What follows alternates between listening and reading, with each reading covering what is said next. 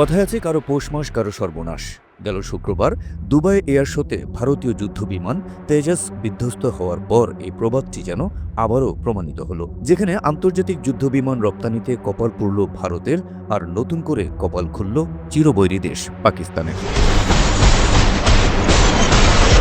দুবাইয়ের আল মাখতুম আন্তর্জাতিক বিমানবন্দরে অনুষ্ঠিত দুবাই এয়ার শোতে বুক ফুলিয়ে অংশ নিয়েছিল ভারত, কারণ তারা নিয়ে গিয়েছিল তাদের নিজস্ব প্রযুক্তিতে তৈরি অত্যাধুনিক মানের যুদ্ধবিমান তেজাস। গত 40 বছর ধরে এই তেজাসকে কেন্দ্র করেই আবর্তিত হচ্ছিল তাদের আকাশ প্রতিরক্ষা প্রযুক্তি। আন্তর্জাতিক বাজারে চাহিদা তৈরির ক্ষেত্রে যুদ্ধবিমানটি একটি শক্ত অবস্থান তৈরির খুব কাছাকাছি ছিল, কিন্তু শুক্রবার এয়ার শোতে অংশ নিয়ে কয়েক সেকেন্ডের মধ্যে বিধ্বস্ত হওয়ায় ভারতে সেই স্বপ্ন পুড়ে গেছে জ্বলতে থাকা তেজাসের সঙ্গে। ডাবল ধামাকা অফার, ওয়ালটন ট্যাবলেট পাওয়া যাচ্ছে নতুন ছাড়কৃত মূল্যে।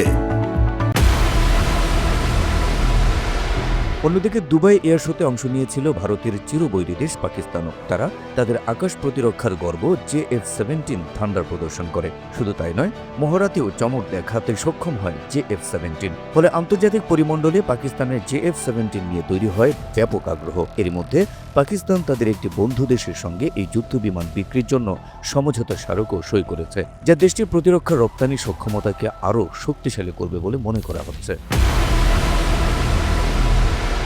এদিকে ভারতের আকাশ প্রতিরক্ষার গর্ব তেজস যুদ্ধবিমান বিধ্বস্ত হওয়ার পর আন্তর্জাতিক বাজারে যুদ্ধবিমানটির জায়গা করে নেওয়ার ভারতের প্রচেষ্টা মুখ থুবড়ে পড়েছে। মালয়েশিয়া, এশিয়া, আফ্রিকা ও লাতিন আমেরিকার বাজারে MK-1 সংস্করণের এই তেজস যুদ্ধবিমান বিক্রির বিষয়ে কথাবার্তা চললেও এই ঘটনার পর তারা আর এটি ক্রয়ের ব্যাপারে আগ্রহ দেখাবে না বলে ধারণা করা হচ্ছে। বিশ্লেষকরা বলছেন, এই ঘটনাটি একটি নিছক দুর্ঘটনা হলেও আন্তর্জাতিক বাজারে এটির সুদূর প্রসারে প্রভাব পড়বে। ভারতের যুদ্ধবিমানের উপর ক্রেতা দেশগুলোর মধ্যে তৈরি হবে আস্থার সংকট।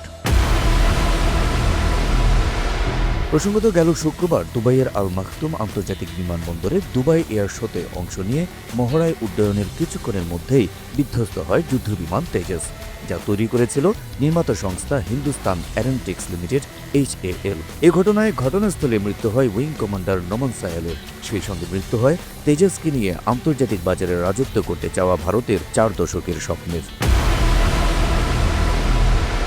Habib Rasel, NTV online.